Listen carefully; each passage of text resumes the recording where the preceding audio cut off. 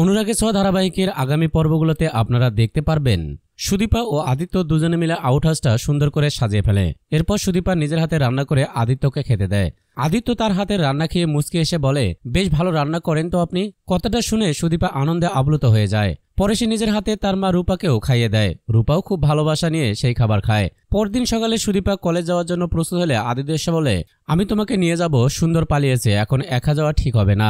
সুদীপা তখন রূপাকে দেখাশোনার দায়িত্ব পিসিমণিকে দিয়ে কলেজের উদ্দেশ্যে বেরিয়ে যায়। এদিকে কলেজে ক্লাস শুরু হলে টিচার হিসাবে ক্লাসে প্রবেশ করে কৃষ্ণ। ক্লাসে ঢুকেই সুদীপাকে দেখে চমকে ওঠে এবং মনে মনে ভাবে, দীপা মা এখানে কি করে। তারপর নিজেকে সামলে নিয়ে সুদীপার কাছে গিয়ে জিজ্ঞেস করে, তোমার নাম কি।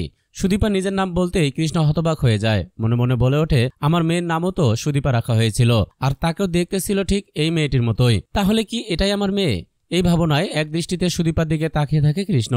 ক্লাস শেষে কৃষ্ণ সুদীপাকে ডেকে তার পরিবারের ব্যাপারে জানতে চায়। তখন সুদীপা জানায়, আমার বাবা মারা গেছেন আর আমার পরিবারে কেউ নেই। এই কথা বলে সে চলে যেতে লাগলে হঠাৎ রূপার কথা মনে পড়ে যায়। সঙ্গে সঙ্গে ফিরে এসে কৃষ্ণকে বলে, স্যার একটা বিষয় জানতে চাই, কেউ যদি মাথায় আঘাত পাওয়ার পর স্মৃতি হারিয়ে ফেলে, তার স্মৃতি কি ফিরে পাওয়া সম্ভব। কৃষ্ণ প্রশ্ন করে, কেন মা, তুমি এটা জানতে চাও কেন। তখন সুদীপা রূপাকে সম্পর্কে সব খুলে বলে এবং রূপার ছবি দেখায়। ছবিটা দেখে কৃষ্ণ বিস্ময়ে বলে ওঠে, এ তো আমার রূপাকে তুমি কোথায় পেলে, আমাকে সেখানে নিয়ে চলো। কৃষ্ণর কথা শুনে সুদীপা হতবাক হয়ে যায়। এরপর দেখা যায় সুদীপা ও আদিত্য কৃষ্ণকে নিয়ে তাদের বাড়িতে আসে। আউট হাউসে ঢুকেই কৃষ্ণ রূপাকে দেখে চিৎকার করে বলে ওঠে, রূপা, আর সঙ্গে সঙ্গে তার কাছে গিয়ে জড়িয়ে ধরে। রূপা কৃষ্ণকে চিনে ফেলে আর তার হারিয়ে যাওয়া সব স্মৃতিগুলো একে একে ফিরে আসে।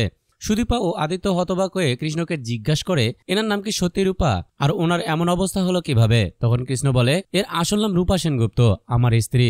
আজ থেকে 20 বছর আগে এক ভয়ঙ্কর দুর্ঘটনায় আমি আমার পুরো পরিবারকে হারিয়েছিলাম। আমি আর আমার স্ত্রী রূপা, আমাদের 2 মেয়ে সেনগুপ্ত পরিবারের সবাই মিলে কালী মন্দিরে গিয়েছিলাম মেয়েদের নামকরণ করতে। তখন ওই ভূমিকম্পে মন্দিরটা ভেঙে পড়ে। আমি কিভাবে বেঁচে গিয়েছিলাম জানি না, তবে এরপর থেকে অনেক খুঁজেছি, কাউকে পাইনি। কৃষ্ণর কথা শুনে সুদীপার চোখে জল এসে যায়। দেখো, আমরা তো আমাদের মা রূপাকে পেয়েছি। কৃষ্ণ সুদীপার দিকে তাকিয়ে মৃদু হাসি দিয়ে বলে, তোমাকে দেখতে হুবহু রূপার মায়ের মতো, তাই রূপা তোমাকে বারবার মা বলে ডাকে। এরপর কৃষ্ণ তার ফোনে সেনগুপ্ত পরিবারের পুরনো ছবি দেখায়। ছবিটা দেখে আদিত্য ও সুদীপা চমকে ওঠে, কারণ সেখানে তারা দীপাকে দেখতে পায়। তো দর্শক, এই ছিল অনুরাগের ছোঁয়া ধারাবাহিকের আজকের পর্ব। পরবর্তী পর্বগুলো পেতে আমাদের চ্যানেলটি সাবস্ক্রাইব করে পাশে থাকা বেল আইকনটি বাজিয়ে দাও।